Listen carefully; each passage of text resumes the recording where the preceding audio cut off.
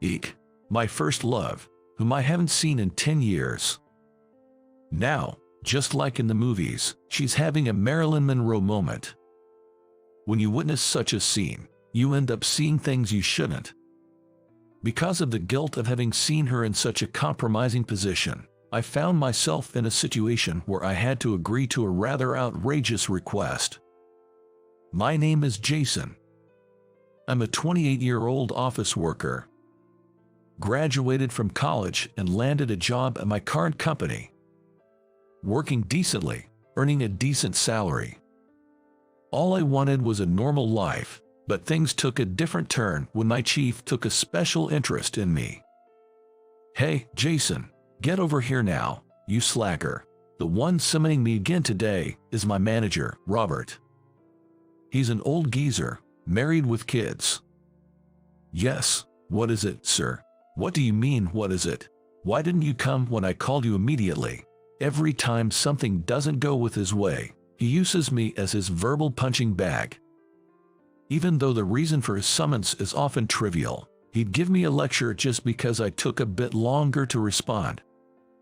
If I made a mistake, I would understand getting yelled at. But it's exhausting being constantly nitpicked and yelled at for the smallest of reasons. I'm exhausted. Another day comes to an end, enduring Robert's verbal abuse. Exhausted, I flopped onto my bed. And then, my cell phone buzzed with a notification. Looking at the screen, there's a message. I rarely get personal messages, so who could it be? The moment I saw the sender's name, my heart leapt. It's from Kathy, my childhood friend, my first love. I'd played with her since I could remember. Our houses were next to each other. Unlike my average family, Kathy came from an upper-class household. Her father is the CEO of an export-import company, and they lived in a huge house next door. We used to play together in the neighborhood, and she would occasionally invite me over. But as we entered middle school, things changed. Though we were childhood friends, we sometimes walked home together. Often, Kathy would talk honestly with me. Kathy was a long-haired girl with an authoritative aura, always taking charge. She was the center of the class, even a member of the student council. An all-rounder, she was also in the school band, the picture-perfect rich girl. But I knew the truth. Kathy was anything but a typical rich girl. She was blunt, casual, and quite a tomboy. I'm so done. I'm sick of pretending for my parents. Why do I have to choose activities based on their wishes? I'm not my dad's copy. On the way home, as the sun began to set, she made remarks that would surely shock our classmates if they heard. The sight of Kathy she shows only to me was just like any other ordinary girl. If you feel that way, you should stand up to them. It's the age for it, after all. If I do, they'll lock me up at home. I'd hate that. Kathy's parents were strict. Being the CEO and his wife, they were bound to be, but they put a lot of pressure on Kathy. As a result, her true nature was rebellious. An unseen rebellion, maybe that's the best way to put it. It seemed like her own way of rebelling. If she had to keep up the pretense both at home and outside, it's no wonder her personality became this way.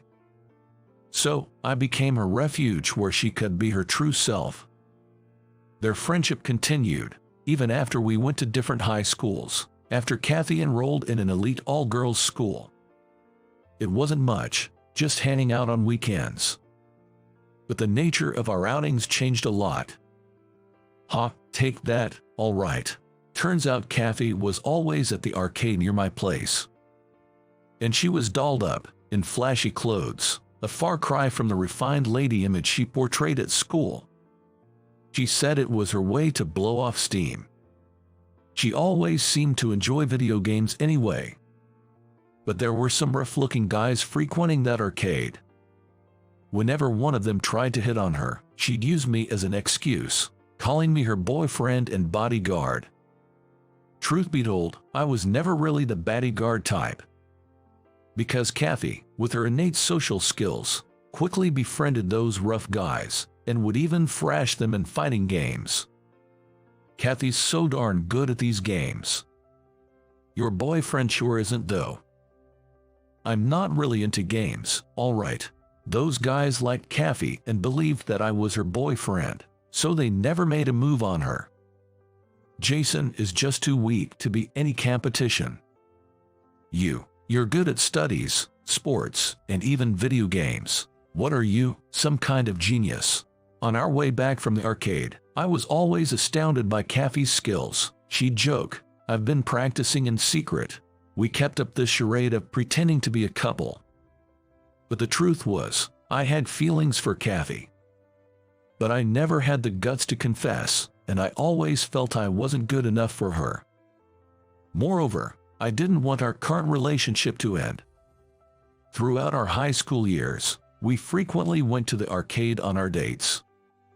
But after starting college, I stopped hearing from Kathy. I heard rumors. She got involved with a bad guy or had a fallout with her parents, but I knew all of those were lies. Kathy wouldn't do something so foolish. She probably moved to New York or found a boyfriend. Thinking all this, time flew by. Then, a message from Kathy after 10 long years. And her tone was just as casual as before. "Hey Jason, got a favor to ask, can you play my boyfriend again?"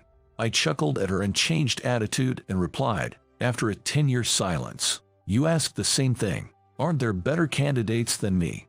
I kept my tone light, just like before. Soon, her reply came. "Your messages are still the same, comforting. I want to talk, can we meet up?" I was taken aback. A lot changes in a woman in 10 years. The Kathy in my mind was still on the cusp of girlhood. But at 28, she'd be a full-fledged woman. Could I act the same in front of her now? Though I worried. Long time no see, Jason. There was no need for concern. Sure, Kathy had turned into a beauty. She'd cut her hair to a medium length and dyed it brown, which was surprising. She looked stunning, with her flawless skin, elegant makeup, and a lovely dress, far from the school uniform look. Any guy would surely be smitten. But inside, she was still the Kathy I knew. Somehow, it felt incredibly nostalgic, and I was able to act the same way I used to without even thinking about it. "It's been a while. You haven't changed a bit, although your appearance has." Of course, I've changed after 10 years, but you, Jason, haven't changed at all. As we chatted, we entered a diner. The diner we used to frequent during our student days was no longer there, but this one had kept the same interior, making it feel oddly nostalgic. "So, why did you ask for something like that? You must have a boyfriend, right?" "No way. Everyone runs away once they get to know the real me." I can see that. You turn into a demon when you're angry." Ouch. I was about to say something when I got a swift kick under the table. "That's what I'm talking about," I thought, giving her a look, but Kathy pretended not to know what I meant. "My dad, he's been trying to set me up with someone without asking me, I guess because I hadn't gotten a boyfriend yet." "Well, your dad is a strict person." "That's right, and even though I've been saying no forever, he went ahead and set up a meeting for a potential match. Isn't that too much?" I got so mad that I blurted out, "I have a boyfriend, so don't do anything weird." Kathy's eyes were distant. While it might be a typical story for a young lady, it's definitely not okay to arrange a meeting without considering the person's feelings. It's no wonder Kathy was angry.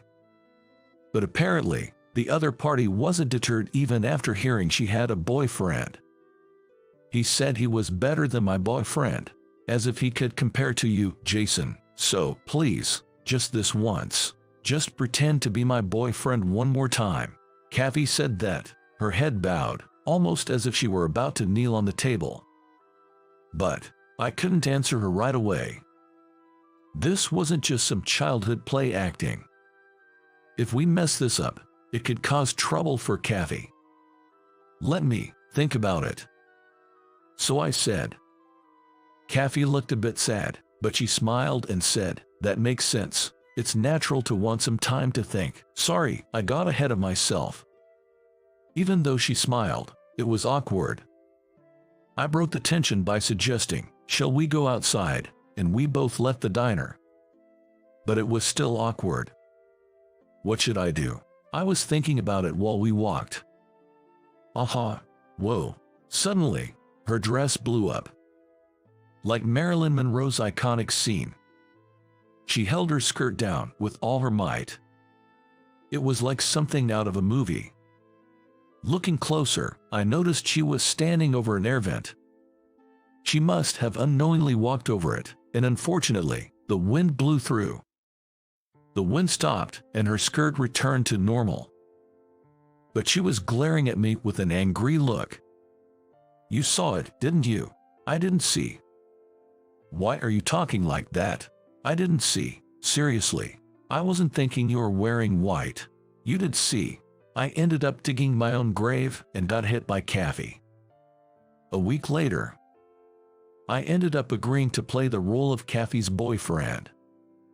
That was because after the incident, Kathy puffed up her cheeks and told me, "You have to take responsibility for seeing," and I gave in. Well, it can't be helped that I saw, even if it was an accident.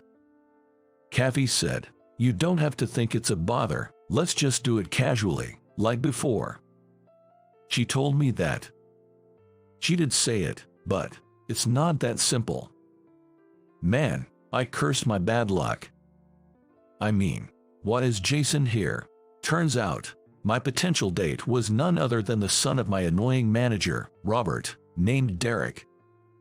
And naturally, Derek's dad, Robert, was there too. I had a bad feeling about this. I am dating Kathy.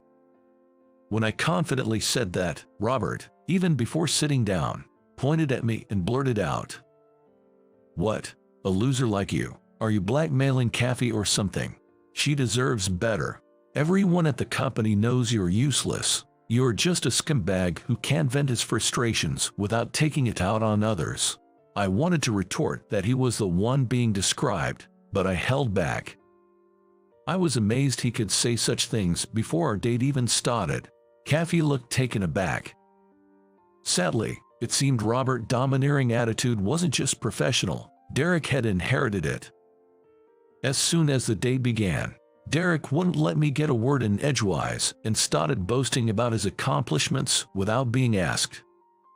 Granted, on paper, he seemed impressive, but in between his boasts, he'd look down on me and say in tune with his father, "I can make you happier than he can.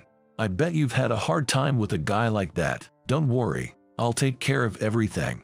When he said that, even Kathy's father, Tom, was taken aback. They may want to put me down and raise their stock, but they are just sinking, and fast. They don't even realize how fast they are plummeting, like they are diving through the earth and into outer space. With Robert and Derek laughing and berating me, I was trying to figure out my next move. I was thinking hard, but Kathy beat me to the punch. "What is your problem? I can't stand you insulting the man I love, and stop promising happiness when you don't even know me." Watching Kathy like this, Derek nonchalantly replied, "No matter who you truly are, I'll still love you." Upon hearing this, Kathy said, "Then, I'll show you the real me. Follow me." She stood up and led us to a place. It was an arcade, a place we used to frequent. I won't date someone who's worse at games than me. Arcade. I love video games. It's a hobby I've hidden even from my dad. Only Jason knows. Seeing that, Kathy stormed into the arcade. I figured she's done hiding her true self from her dad, so I quickly explained that I've been going to the arcade with Kathy since forever. Tom gave me a cold stare, but he didn't say anything. And where she took us was a section filled with fighting games. If you're really that great, Derek, you should be able to win, right? I mean, How are games useful in real life? Excuse me, don't belittle gaming. It's fun. A life without shared hobbies would be so boring. Kathy went off on him and we ended up competing in a 3-way score challenge. But it wasn't a fighting game. It was a shooting game, like a target practice. The only game where I could beat Kathy. Needless to say, I won. Derek, frustrated, said, "This wasn't the deal. I don't want to marry a rough girl like this," and ran off. Robert glared at me and muttered, "You'll pay for this," before leaving. And they left. Left behind were me, Kathy, and her father. Tom yelled, wasting time on such frivolous games. Naturally, he was angry. But Kathy shot back, "You always decide everything for me. And when I stand up to you, you just yell without listening. No wonder I want to escape into gaming."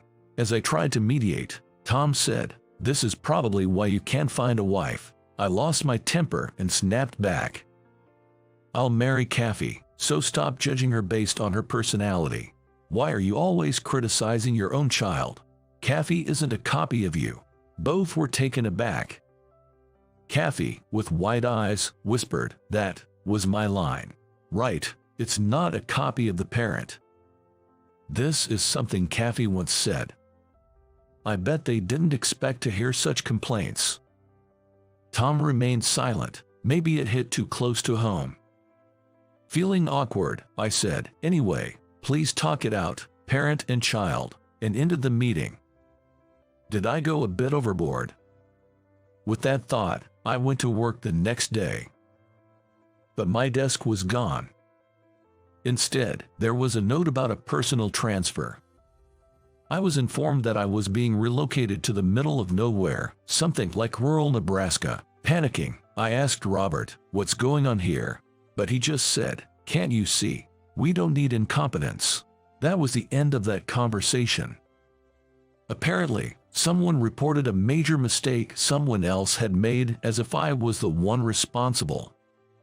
They seemed pretty ticked off about the incident the day before. It was sheer retaliation.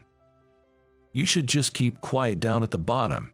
Who do you think you are, challenging us?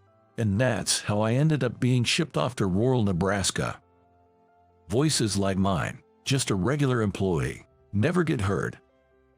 Now, I have to move ASAP, and I'm swamped with packing.